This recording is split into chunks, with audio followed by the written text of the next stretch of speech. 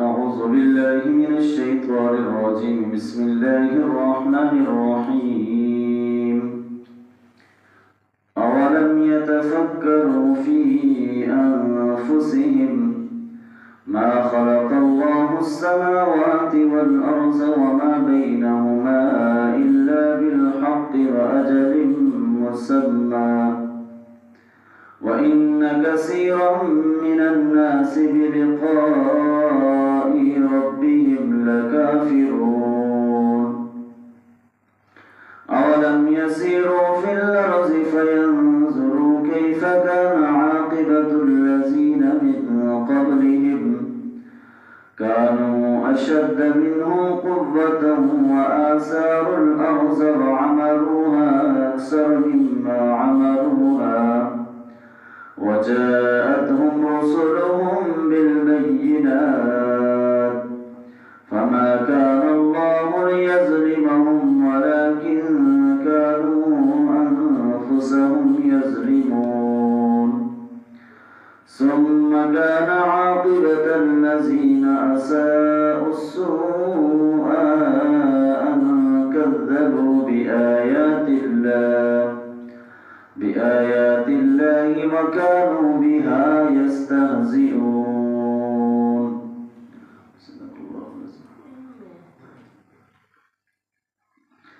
أولم يتفكروا في أنفسهم، کیا وہ اپنے آپ میں غور و فکر نہیں کرتے؟ ما خلق اللہ السماوات والارض وما بینہما الا بالحق، نہیں بنایا اللہ نے آسمانوں اور زمین کو اور جو کچھ اس کے درمیان میں ہے الا بالحق، مگر حق کے ساتھ، وَأَجَلٍ مُّسَمَّى، اور ایک وقت مقرر کے لیے، وقت معین کے لیے، وَإِنَّ كَثِيرًا مِّنَ النَّاسِ، اور بے شک لوگوں میں سے بہت زیادہ، بِلِقَاءِ رَبِّهِمْ لَكَافِرُونَ، وہ اپنے رب سے ملاقات کے منکر ہیں۔ اس آیت کے اندر سب سے پہلے تو اللہ تعالیٰ نے انسان کو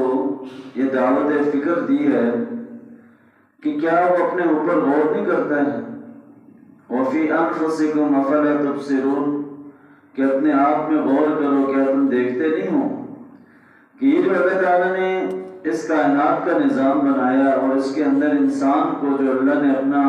خلیفہ اور نائب کے طور پہ بنایا،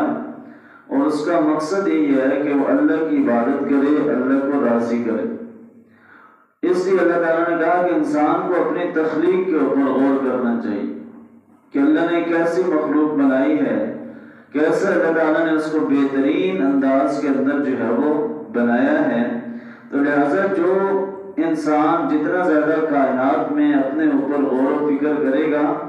تو اس کے ایمان میں اتنا جو ہے وہ اضافہ ہوگا، کیونکہ انسانی جو جسم ہے، جو ڈھانچہ ہے، اس کے اندر اللہ تعالیٰ نے ایسی چیزیں رکھی ہیں کہ ظاہر ہے کہ انسان ان ساری چیزوں کو دیکھنے کے بعد حیران رہ جاتا ہے کہ اللہ نے کیا جو ہے وہ انسانی جسم بنایا ہے، اور ایک ایک چیز کو ایک ترتیب کے ساتھ اور بہترین شکل کے اندر جو ہے وہ جوڑ دیا ہے۔ اور یہ جو آسمان اور زمین ہے اور جو کچھ اس کے درمیان میں، فضا میں یا باقی جو کچھ بھی ہے، یہ سارے کا سارا اللہ تعالیٰ نے بالکل برحق بنایا ہے۔ اور ظاہر ایمان کی ایک صفت بیان کی ہے کہ جب وہ اس کائنات میں غور و فکر کرتے ہیں، اس کو دیکھتے ہیں، تو وہ یہی کہتے ہیں کہ ربنا ما خلقت ھذا باطلا، کہ ہمارے رب تو نے اس کو جو ہے وہ فضول نہیں بنایا، اس کائنات کو بنانے کا، اس کو سب چیزوں کو پیدا کرنے کا ایک نہ ایک مقصد تھا۔ اس لیے اللہ تعالیٰ نے کہا کہ یہ بالکل حق کے ساتھ ہے، برحق ہے یہ ساری چیزیں، اور ان کو بنانے والی ذات وہ اللہ ہی کی ہے۔ وَأَجَلٍ مُّسَمَّى،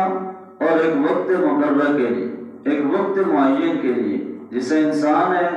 دنیا کے اندر آیا ہے، تو وہ اس کو ایک وقت اللہ تعالیٰ نے دیا ہے، اس کی زندگی ہے،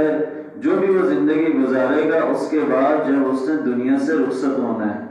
تو اسی طرح یہ جتنی بھی اللہ تعالیٰ نے کائنات بنائی ہے، زمین آسمان، اس کے اندر جو کچھ بھی ہے،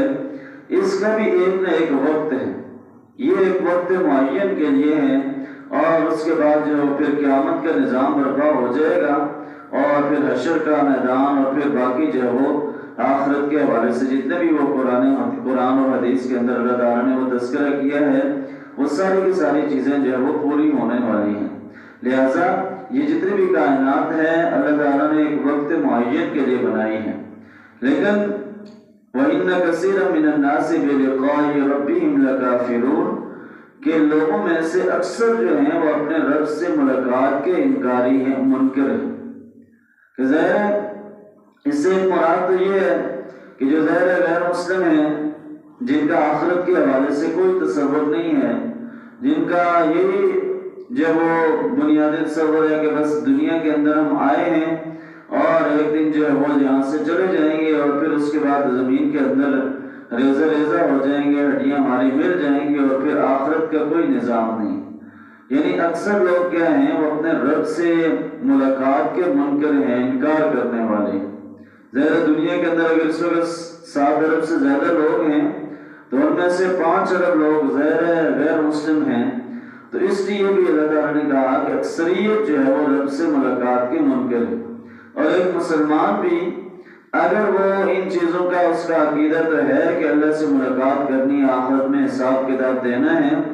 لیکن اگر عملی طور پر وہ اس چیز کا انکار کر رہا ہے کہ وہ بس یہ سمجھ رہا ہے کہ دنیا کی زندگی ہے اور اسی کے اندر لگا ہوا ہے اور آخرت کے حوالے سے اس کو کوئی فکر نہیں ہے، تو یہ آیت جو ہے وہ ان لوگوں کے حوالے سے بھی ہے کہ گویا وہ اپنا عملی طور پر اس چیز کا جو ہے وہ منکر ہے۔ ورنہ جس کو جس صحیح معنوں میں اندازہ ہو کہ ہر چیز کا حساب رب کے سامنے دینا ہے، تو پھر وہ اپنی زندگی جو ہے بڑی احتیاط کے ساتھ گزارے گا۔ اولم یسیروا فی الارض کیا وہ زمین میں چلے پھرے نہیں ہیں، فینظروا کیف کان عاقبۃ الذین من قبلہم بس وہ دیکھتے کہ کیسا انجام ہوا ان لوگوں کا جو ان سے پہلے تھے، کانوا اشد منہم قوۃ وہ ان میں قوت میں بھی زیادہ تھے، یعنی طاقت اور قوت کے اندر بھی زیادہ تھے، وآثاروا الارض اور انہوں نے زمین کو کاشت کیا، وعمروها اکثر مما عمروها اور اس کو آباد کیا کہ جیسے کہ آج کے لوگوں نے آباد کیا ہے، وجاءتهم رسلهم بالبینات اور ان کے پاس رسول جو ہے واضح پیغام لے کر آئے، فما كان الله ليظلمهم اللہ نے ان پر ظلم نہیں کیا، ولیکن كانوا انفسهم یظلمون لیکن وہ اپنے اوپر جو ہے وہ خود ظلم کرتے رہے۔ ایک تو یہ کہ انسان کے لیے پیغام ہے کہ دنیا کے اندر چلو پھرو، دیکھو کہ یہ جو اللہ کے بڑے بڑے منکر لوگ تھے، جو اللہ کو یعنی جو اللہ تعالیٰ کے انکار کرنے والے تھے، تو ان کا انجام دیکھو۔ جو پچھلی قوموں کے آثار تھے، ظاہر مکہ کے اندر جب یہ قرآن نازل ہو رہا تھا تو اس وقت جو ہے وہ لوگوں کو یہ پیغام دیا گیا کہ یہ جو قوم عاد اور قوم سمود بڑی طاقتور قومیں تھیں، وہ بھی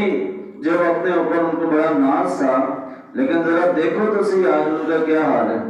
فرعون جو اپنے آپ کو رب العالیٰ کہتا تھا کہ میں سب سے بڑا رب ہوں، آج دیکھو اس کا کیا حال ہے۔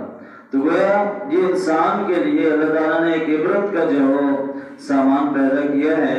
اور یہ پیغام دیا ہے کہ جب پہلے لوگ کے جو جن کی عمریں بھی زیادہ تھی، جو طاقت کے اندر بھی زیادہ تھے، جب وہ باقی نہیں رہے تو تم نے بھی جو ہے وہ باقی نہیں رہے۔ ایک نہ ایک دن جو ہے وہ تم نے بھی اس دنیا سے جو ہے وہ چلے جانا ہے، اور اللہ کی جو اللہ کا نافرمان رہے گا تو پھر وہ ایک نہ ایک دن اللہ کی پکڑ میں آئے گا۔ اور یہ بھی اللہ تعالیٰ نے واضح طور پر بتا دیا کہ فما كان الله ليظلمهم اللہ نے ان پر ظلم نہیں کیا تھا،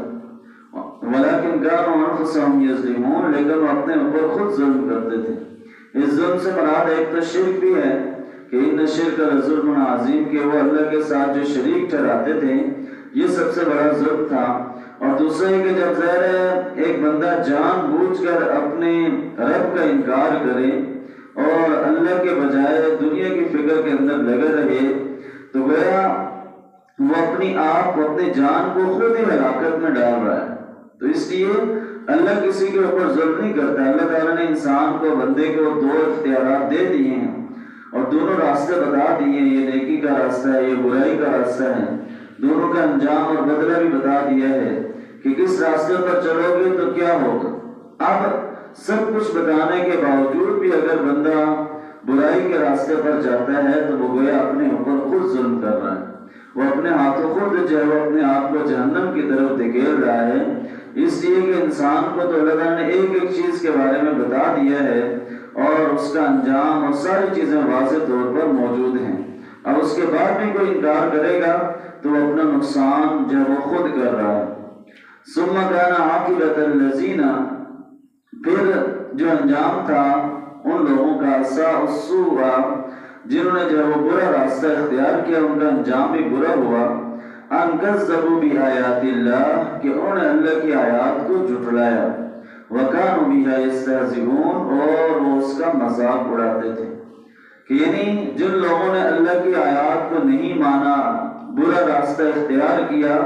تو ان کا پھر انجام دنیا کے اندر تو برا ہوا ہی ہے، آخرت کے اندر بھی ان کا انجام جو ہے وہ برا ہی ہے، کیونکہ انہوں نے اللہ کی واضح آیات کو جھٹلایا، نہ صرف جھٹلایا بلکہ مذاق اڑاتے رہے۔ یعنی قرآن اور اس سے پہلے جو کتابیں آئیں ان کو بھی جھٹلایا، انہوں نے قرآن کو بھی نہیں مانا اور اس کا انکار بھی کیا اور مذاق اڑاتے رہے، تو لہٰذا ایسے لوگوں کا جو انجام ہے وہ انتہائی برا ہے۔ تو ان آیات کے اندر جو ہمارے لیے پیغام ہے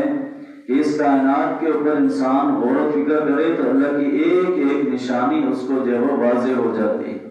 اور ایک ایک چیز واضح ہو جاتی ہے کہ اس کائنات کو بنانے والی کوئی رب کی ذات ہے کہ جس نے بنایا ہے،